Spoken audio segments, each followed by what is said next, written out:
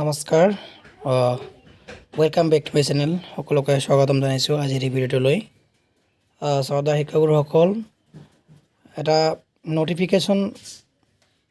বা এটা গ্ৰিভেন্সৰ ৰিপ্লাইয়ে মানে গোটেইখিনিতে খলকনি সৃষ্টি কৰিছে ছ'চিয়েল মিডিয়াতে হওক হোৱাটছএপ গ্ৰুপতে হওক টেলিগ্ৰামতে হওক সকলোতে ভাইৰেল হৈ পৰিছে কিছুমানে এনেকৈ ভিডিঅ' বনাই আছে যে good news for N I S DElEd N I এছৰ বাবে ভাল খবৰ আহিছে গেজেটৰ কাৰণে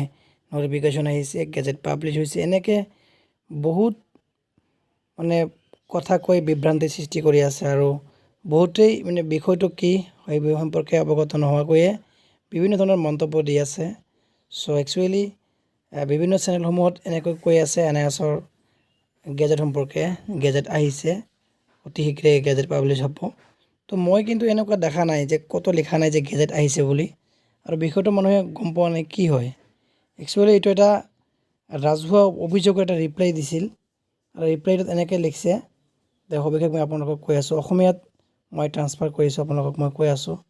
ইয়াত কৈছে যে আপোনাৰ অভিযোগৰ উল্লেখ কৰি আৰু ক'বলৈ যে ডিএলএড পাঠ্যক্ৰম এনআৰচিয়ে NIOSক প্ৰদান কৰিছিল ফাইল অৰ্ডাৰ নং NRC NCTE NIOS স্বীকৃতি 275 সংখ্যক কিবা কিবি নাম্বাৰ আছে আৰু তাৰিখ দিয়া আছে মিটিঙৰ জৰিয়তে NIOSক যে হেৰি কৰিছিল কষ্ট কৰাইছিল সেইখিনি দিছে 2017 182459 61 তাৰিখে 22/9/2017 তাৰিখে 2017-2019 চনৰ শৈক্ষিক অধিৱেশনৰ বাবে এককালীন পৰিমাপ হিচাপে দেশৰ চৰকাৰী সাহায্যপ্ৰাপ্ত আৰু অসহায়ক ব্যক্তিগত বিদ্যালয়ত কাম কৰা প্ৰাথমিক পৰ্যায়ত সেৱাত থকা অপ্ৰশিক্ষিত শিক্ষকক ইয়াত উল্লেখ কৰি কৈছে যে এই মানে মিটিঙৰ জৰিয়তে গোটেইখিনি নাম্বাৰ দিয়া আছে ভাইট নাম্বাৰ ইয়াৰ জৰিয়তে 2017 চনৰ 22 তাৰিখ 9 মাৰ্চ 2017 চনৰ পৰা মানে 2019 ভিতৰত মানে যিসকল দেশত যিসকল মানে অপ্ৰশিক্ষণপ্ৰাপ্ত শিক্ষক আছিল সেইসকলক মানে সুবিধা দিছিল মানে এই কষ্ট কৰাৰ কাৰণে ইয়াত মানে এই গ্ৰিভেন্সত উল্লেখ কৰিছে আৰু কৈছে যে এই কাৰ্যসূচী NIOSে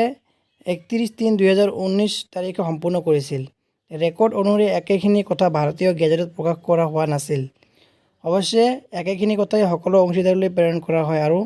লগতে সংশ্লিষ্টসকলৰ তথ্য আৰু কাৰ্যকৰীকৰণৰ বাবে NCTEৰ ৱেবছাইটতো আপলোড কৰা হয় ইয়াত কৈছে যে এইটো মানে কৰ্চটো NIOSৰ যি ডিএলএড কৰিছে এইটো মানে 31/3/2019 সমাপ্ত কৰিছিল বা সম্পূৰ্ণ কৰিছিল আৰু ৰেকৰ্ড আৰু তথ্য অনুসৰি কি কৈছে গেজেটত প্ৰকাশ হোৱা নাছিল তো এইটো বিষয়টো আমি আগৰ পৰাই গমেই পাওঁ যে গেজেটত প্ৰকাশ নাই আৰু ইয়াৰ আগতো বহুতো মানে RTIৰ ৰিপ্লাই এনেকুৱা আহিছিল যে গেজেটত প্ৰকাশ হোৱা নাই কি হৈছে পইচাখিনি দিয়া নাই যাৰ কাৰণে পাব্লিছে কৰা নাই বুলি কৈছে অৱশ্যে এইখিনি কথাই সকলো অংশীদাৰলৈ প্ৰেৰণ কৰা হয় আৰু লগতে সংশ্লিষ্টসকলৰ তথ্য আৰু কাৰ্যকৰীকৰণৰ বাবে এক NCTEৰ ৱেবছাইটত আপলোড কৰা হয় আৰু এই ৰিকগনাইজেশ্যন যি অৰ্ডাৰ আছিল যে সিহঁতে যে মানে কষ্ট যে আনিছে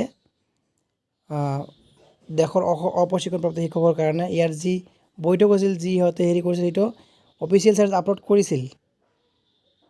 আৰু কি হৈছে কি ৰাজ্য কেন্দ্ৰীয় শাসিত অঞ্চল চৰকাৰ আৰু নিযুক্তি